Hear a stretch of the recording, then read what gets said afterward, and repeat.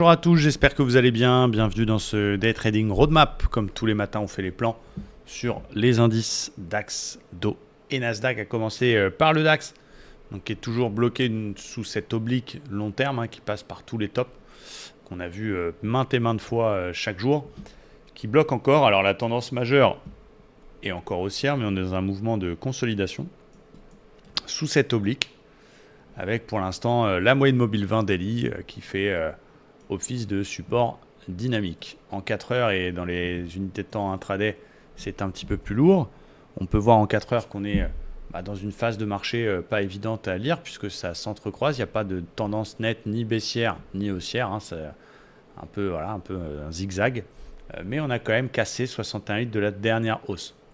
Donc attention, c'est quand même assez lourd.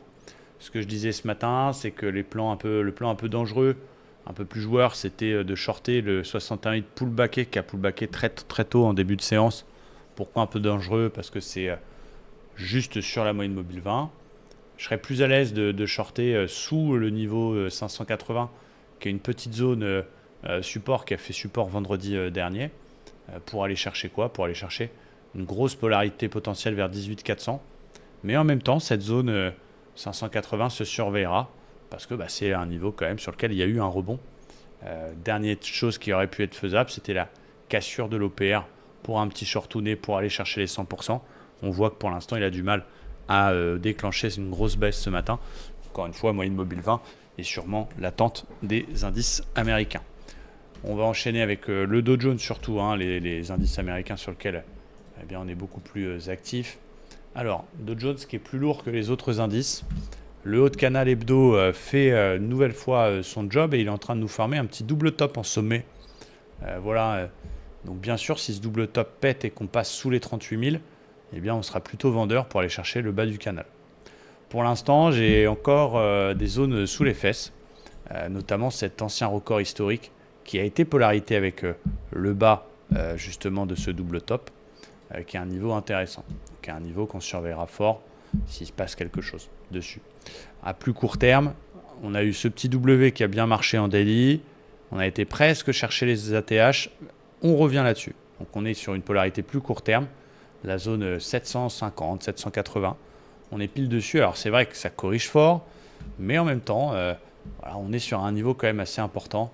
On est sur une zone polarité plus 61,8. Donc c'est un niveau sur lequel on doit faire attention.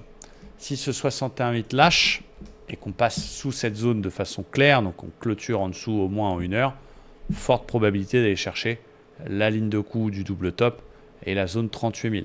Donc on continuera à vendre sous les 38 750 parce qu'on ne va pas shorter un niveau polarité. Donc il faut attendre qu'on casse ça pour continuer à faire des ventes standards sur des setups type continuation, type OPA. Donc c'est pour ça que j'ai mis 2 petites flèches rouges sous cette zone. C'est que si la zone lâche, qu'on vendra. À même titre qu'on n'achète pas une résistance, on ne vend pas un support. Et on a, petite cerise sur le gâteau pour les plus agressifs, un signal qui commence à se mettre en place tout de même. On avait vu une divergence 4 heures tout en haut qui du coup a bien fonctionné. On voit une divergence 1 heure se mettre en place sur cette zone-là. Donc à surveiller. Pour la science américaine, forcément ça va être difficile de travailler du suivi de tendance. Si on est sur cette zone-là, on ne pourra pas vendre ce niveau. Il faudra attendre qu'il lâche pour jouer l'OPR à la baisse, puisqu'on est dans un flux baissier. Et je ne pourrai pas prendre l'OPR à l'achat, puisque nous sommes dans un flux baissier. Cela dit, je vais surveiller cette zone-là. Si j'ai un très beau signal, par exemple si la diff se valide ou ce genre de choses, on pourra essayer de trouver un contre-flux dans ce niveau-là. Donc, évidemment, on ne peut pas être acheteur et vendeur en même temps, mais vendeur sous les 750 si ça casse, et pas avant. Acheteur si cette zone tient et si on a un très beau signal. Je vous rappelle qu'un contre-flux, il faut aussi que ce soit accompagné d'un très beau ratio parce que on se met contre le mouvement. Donc il faut que ça vale le coup. Côté Nasdaq, un petit peu plus solide que le Dow, bien sûr. Très proche de ses ATH. Toujours dans son espèce de fourchette d'Andrews qu'on avait tracée. Quand il est très proche des ATH pour l'instant, il est moins dans une phase de correction. Alors en 4 heures, on voit que ça s'affaiblit un petit peu, effectivement. On a eu un ATH, puis une correction, puis un rebond quasiment de 100%, puis de nouveau une petite vague de correction. On s'approche d'un combo intéressant. La moyenne mobile 54 heures, si je fais le Fibo du rebond, la Golden Zone 50-61-8, le bas de la fourchette. Donc mon plan, pas de vente pour l'instant.